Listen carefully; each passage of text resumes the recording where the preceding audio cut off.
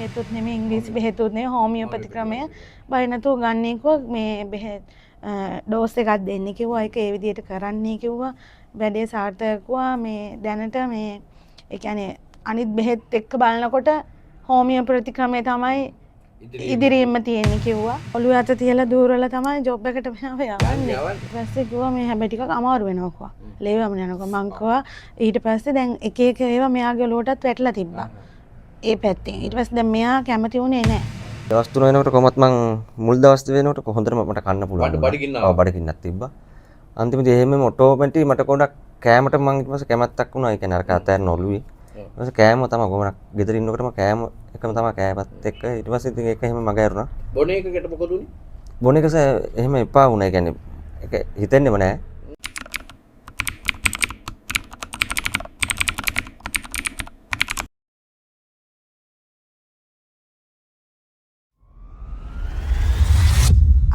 වටපිටාව හොඳයි ආරක්ෂිතයි අරක මේ රෙස්ටෝරන්ට් එක සීල් කරලා තිබ්බේනේ සීල් කරලා තිබ්බේ අපි යනකොට එතකොට මටත් ටිකක් ලොකු සැටිස් එකක් තිබ්බා ප්‍රශ්නයක් නැහැ කියලා මාස 3ක් දෙකක් වගේ දෙකකින් වගේ ඔව් ඒක රෙස්ටෝරන්ට් එක ඇරිය කියන්නේ නඩු ප්‍රශ්නයක් මොකක් හරි වෙලා ඔව් ඊට පස්සේ දැන් ඒකෙන් ඇරියට පස්සේ තමයි මෙයා ටිකක් මේ අර ඔය කිව්ව විදියට මේ පොඩක් වැඩියෙන් බොන්න ගියේ. එතන මං chance එකක් දීලා තිබ්බා. සතියේට එක දවසක් නිවාඩු දවසට කොහෙවත් ඉඳන් බොන්න එපා. ගෙදර ගෙනල්ලා බොන්න. ඕනි දෙයක් තියෙනවා මං හදලා දෙන්නම්. එහෙම ප්‍රශ්නයක් නැහැ. ඇත්තටම ડોක්ටර් කියන්නේ මේ ඒ එකම ඒගොල්ලන්ට එයා මහන්සියිනේ ඇත්තටම ජොබ් එකත් එක. ඔව්. එහෙම කියලා. ඊට පස්සේ ටික ටික මට බල තේරෙනවා මෙයා ගෙදරට ගෙනල්ලා මගේ ඉස්සරහත් බොනවා. මෙයා එනකොට බීලත් එනවා. ඊට පස්සේ අර දවස් වෙනව පාවිච්චි කරනවා ඔයා ඉස්සරහට. ඔව්. ඒක සතියට එක දවසක් කියලා මුලදි තිබ්බා පස්සේ ඩේලි මෙයාගේ එන්න ගත්තා ඊට පස්සේ මම කල්පනා කරා මාසෙකට මේ ඇත්තටම සැලරි එක ඉතුරු වෙන්නේ නැහැ මොකද හේතුව දැන් මෙයා මං දැනුවත්ව 30000ක් විතර මාසෙකට වියදම් නොදැනුවත්ව එළියෙන් ඊට වඩා වියදම් ඔව් ඊට පස්සේ ඉතින් ගොඩාක් ආර්ථික ප්‍රශ්න එහෙම සෑහෙන්න එනවා ඊට පස්සේ තමයි මං අන්තිමට මං ඇත්තට මට ස්ට්‍රෙස් මට සෑහෙන්න ඒ කියන්නේ අඬනවා මෙයා දන්නේ නැහැ මොකද මෙයා ජොබ් එකට යනවනේ කන්න බඩගිනි දැනෙන්නේ ඊට පස්සේ මේ මෙයාලගේ අම්මට මං කිව්වා මේ මොකද මගේ තාත්තා මේ පෙරේදට අවුරුද්දයි තාත්තා නැති වෙලා ඔව් දානෙට අපි ගියා වද්දුල්ලේ ගිහින් ඒ වැටි කරලා ආවා බුලත් තිබ්බේ දැහත් වලට පූජා කරන්න විතරයි මෙයාමයි හැදුවෙත් මං ඒ අම්මට කිව්වා මෙයාට හදන්න දෙන්නත් එපා මේ මගේ හිතට ටිකක් මේකයි කියලා කාටවත් නෑදෑයොන්ට කිව්වේ නෑ. මොකද ගැවසෙනවනේ කට්ටිය. ගෙදර සහෝදරයෝ ටික විතරක් එකතු වෙලා දානේ වැඩ කටයුතු ටික කරා. ඊට පස්සේ ඉතින් ඇත්තට හොඳට හිටියා ඒ දවස් ටිකේ. මේ අර වැඩේ වෙලා තියෙන්නේ අර ගෙවල් ගාව දැන් අපි ඉන්න තැන අර රෙස්ටෝරන්ට් එකේ ප්‍රශ්නේ තමයි ගොඩක්ම බලපෑවේ මෙයා. ඔව් මෙයාට අනික මේ කට්ටිය ඉක්මනට සෙට් වෙනවා.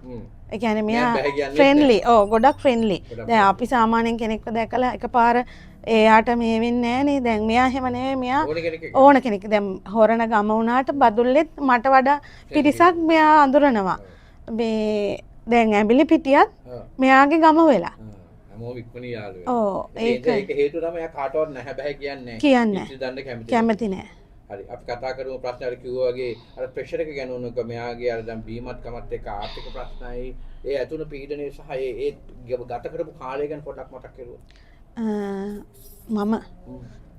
මම ඉතින් ඇත්තටම හැන්ඩු කඳුලින් තමයි හිටියේ කෑම බීමක් කන්න හිතෙන්නේ නැහැ උගුරෙන් පහළට යන්නේ නැහැ එච්චරට පීඩනේ දැන් තාත්ති හිටියනම් තාත්තිට කියනවා මං අඬන්න හරි තාත්ති නැහැනේ අම්මා ටිකක් අසනීපෙන් ඉන්නේ අපේ එයාට කිව්වම ඉතින් අම්මා එයාට කතා කරලා එපා පුතා මේ ඔයා විතරයි දැන් ඉතින් දෙයක් කරන්න ඉන්නේ එපා හොම ජීවිතේ නාස්ති වෙන්න මේ මම කිව්වට ඉතින් ඒ වෙලේට හරි අම්මා හරි කියලා මෙයා කියනවා මෙයාලගේ අම්මටත් කිව්වම සුදු පුතේ මෙහෙමයි කියලා මෙයාට එහෙමත් කියනවා ඉතින් ඒ ඇහුවට ඒ උදේට අහනවා හවසට ඒ මං ඔළුව අත තියලා දూరుවල තමයි ජොබ් එකට යවන්නේ ඔව් අනේ මෙහෙම බබා මේ මෙහෙමයි එපා කියලා ඒ උනාට හරි කියනවා අවස් වෙලා ජොබ් එකේ වැඩ ඉවරුණාට පස්සේ පරක්කු වෙනකොට ඉතින් ගින්දරේ ඉන්නවා මං ගෙදරට වෙලා. ඉතින් මේ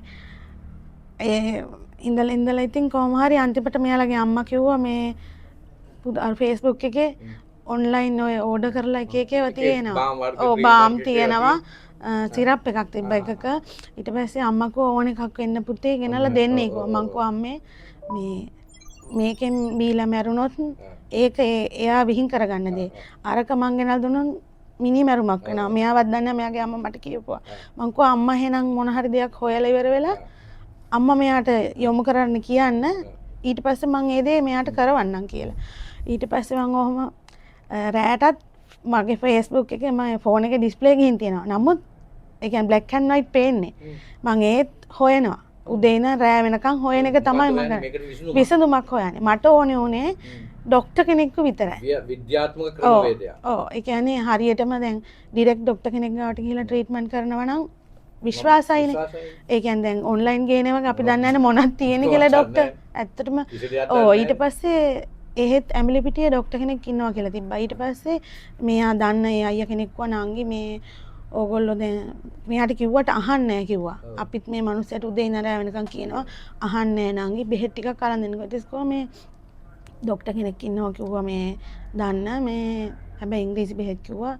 හැබැයි මෙවම මාස 3කට සැරයක් ආයි බෙහෙත් අරන් දෙන්න වෙයි කිව්වා. ඊට පස්සේ කිව්වා මේ හැබැයි ටිකක් අමාරු වෙනවා කිව්වා. ලේවම යනකොට මං කිව්වා ඊට පස්සේ දැන් එක එක ඒවා මෙයාගේ ඔලුවටත් වැටලා තිබ්බා. ඒ පැත්තෙන්. ඊට පස්සේ දැන් මෙයා කැමති වුණේ නැහැ. ඊට පස්සේ මං ඉඳගෙන මම කැමති වුණේ නැහැ ડોක්ටර් වරුවටම. ඒ මම චුට්ටක් පෘෂ්ටිමත් වුණාට මෙයා ටිකක් වීක් නේ. ඇත්තම කතාව. ඔව් ඒක නිසා මං කිව්වා ඒ වගේ එකට මෙයාට ඔරොත්තු දෙන්න බෑ. එහෙම වුණොත් මං කරගන්න ලොකු පාපයක්. මට වහ ටිකක් බොන්න වෙනවා. එහෙම වුණොත් ඒක නිසා තව ටිකක් ඉවසමු කියලා ඉඳලා වෙලා අන්තිමට මං ගත්ත ඔප්ෂන් එක දැන් ડોක්ටර්ගේ වීඩියෝස් මං කාලයක් තිස්සේ බැලුවා. ඔව් මං ෆලෝ කරා. ෆලෝ කරාට දැන් මට මේක මෙයා කැමති වෙන්නත් එපා.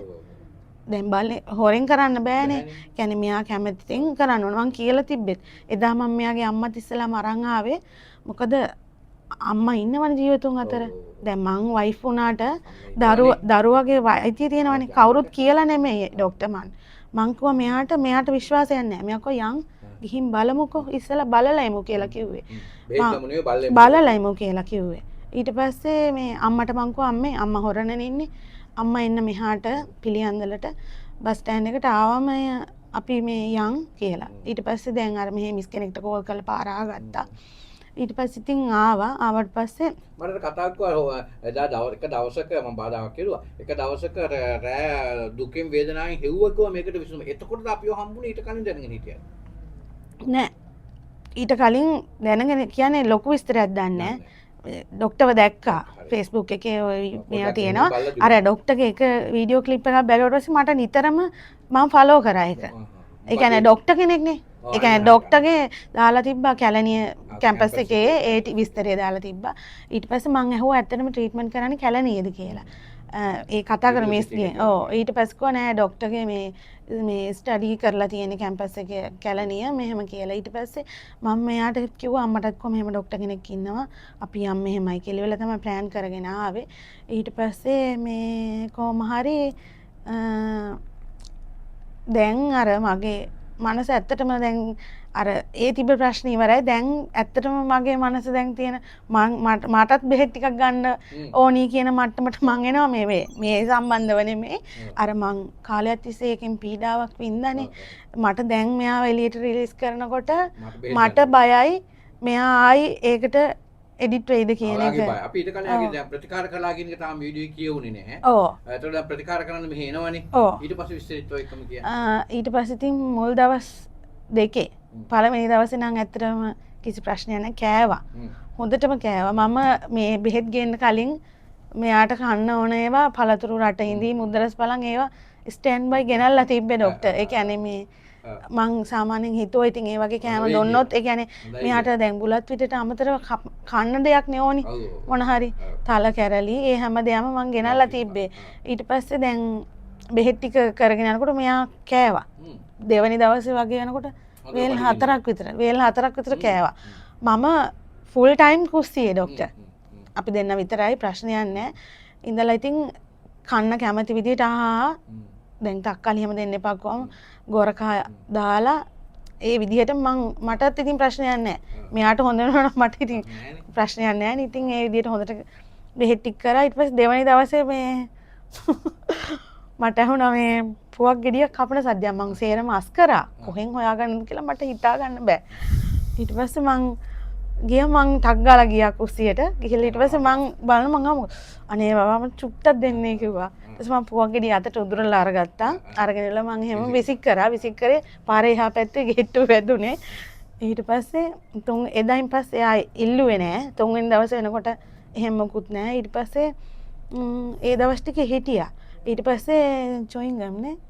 ඔව් ඊට පස්සේ මේ එළියට යනකොට නම් කිව්වේ මේ අර නිදිමත ගතිය එනවනේ බෙහෙත් වලට. දවස් 10 ඉන්නවනේ. ඔව් ඊට පස්සේ ඔව් ඒකල එළියට යනකොට මේ අර වාහනේ යනකොට හුලම් පාට නිදිමත එනවා. අනික අර බෙහෙත් දෙනවනේ.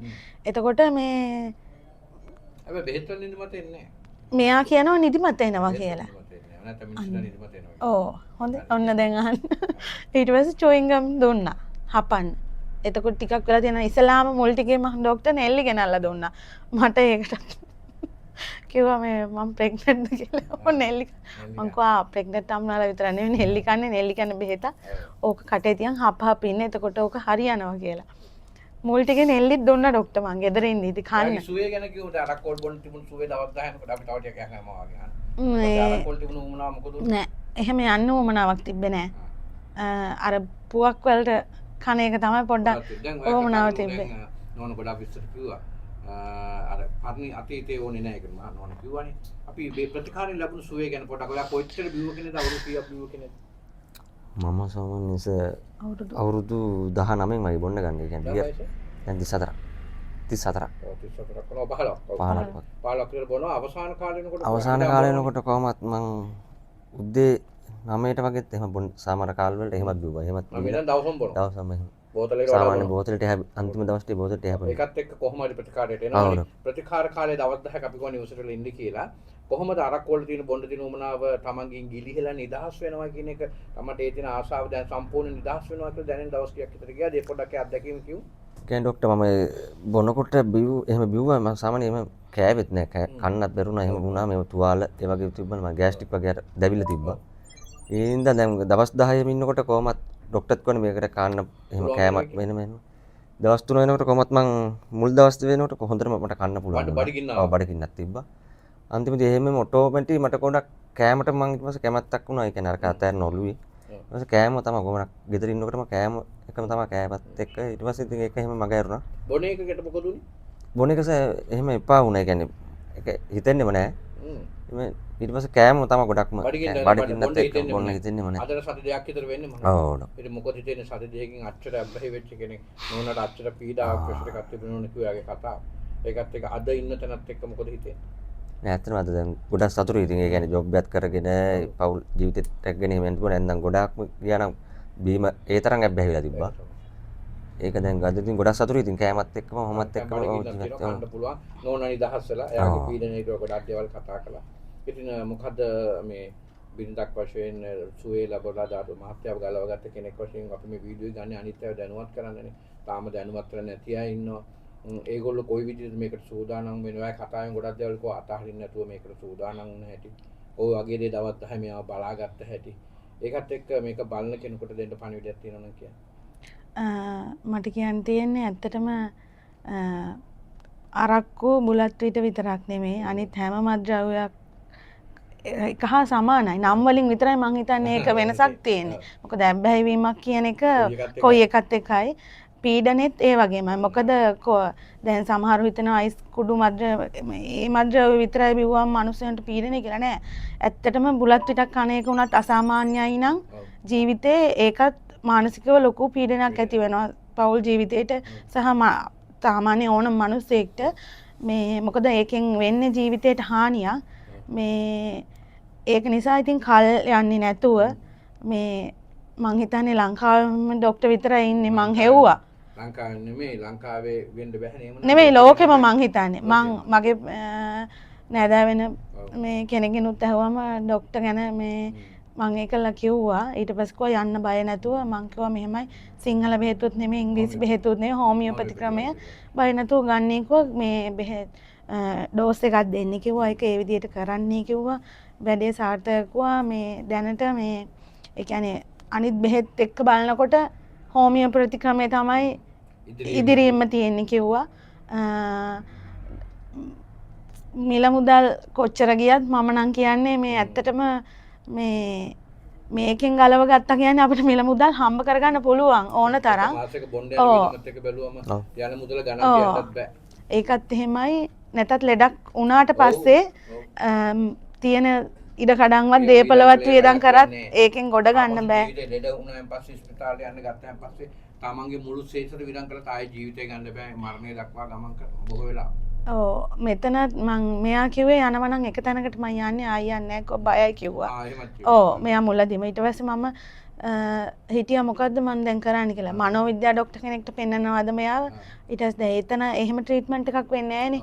ඊට පස්සේ තමයි මං අන්තිමට තීරණය කරේ නෑ මේක තමයි මට හම්බෙච්ච හොඳම තැන කියලා ඉවරලා මං ડોක්ටර් ළඟට ආවේ. ඇත්තටම ගොඩාක් සතුටුයි. දැන් මෙයාගේ හිතේ චුට්ටක් හරි කැමැත්ත තිබ්බත් මං හිතනවා මෙතනින් එහාට ඉතුරු වැඩ ටික කරගෙන යනකොට මොකද ඇබ්බැහි වෙච්ච එකක් අවුරුදු 15ක් දවස් 10න් සම්පූර්ණයෙන්ම සුව කරන්න සති දෙකකින් සම කරන්න පුළුවන් ආරක්ෂා කරන්න තමන් කැප වෙන්න ඕන. මම ડોක්ටර් කියන්නේ මං ඇත්තටම හිතාගෙන ඉන්නේ මෙයා අකමැති වුණත් මෙයාගේ ජොබ් එකේ පුළුවන් තරම් අර බෙහෙත් ටික දෙන එක මම ළඟ ඉඳගෙන රැකගෙන ඉඳන් මම ඒ දේ මෙයාට කරනවා කියලා. මොකද මෙයාගේ ජොබ් එකත් එක්ක මෙයා වාහනේ නියන්නේ ડોක්ටර්. එතකොට මෙයාට ටයිමින් මතක නැහැ. බෙහෙත් මග ඇරෙනවා. පහුගිය දවස් දෙකෙත් ඉතින් මං පොඩක් පාට වෙනස්ලා නැති අවුවේ ඉන්නවා ගිහින් මොකද මෙයාගේ බයිසිකලේ ගිහින් නැගලා මෙයාගේ වැඩේ කරනකම් මම පාරට වෙලා ඉන්නවා අයිනට වෙලා මේ අවුව වැස්ස කියලා බලන්නේ. හැබැයි ඉතින් මට කියන්න තියෙන සමාජෙට ඕනම කෙනෙක්ට කරන්න බැරි දෙයක් නැහැ. ඒ කියන දේවල් හරියට කරන්න පුළුවන්. හැබැයි තමන්ගේ උත්සාහය සහ කැපවීම අනිවාර්යෙන් තියෙන්න ඕන. හිතට එකඟව ඒ දේවල් ටික කරොත් එහෙම ජයග්‍රහණය කරන්න පුළුවන් ජීවිතේ. සුබ පතනවා. බොහොම ස්තුතියි ડોක්ටර්. ගොඩාක් පිං ડોක්ටර්.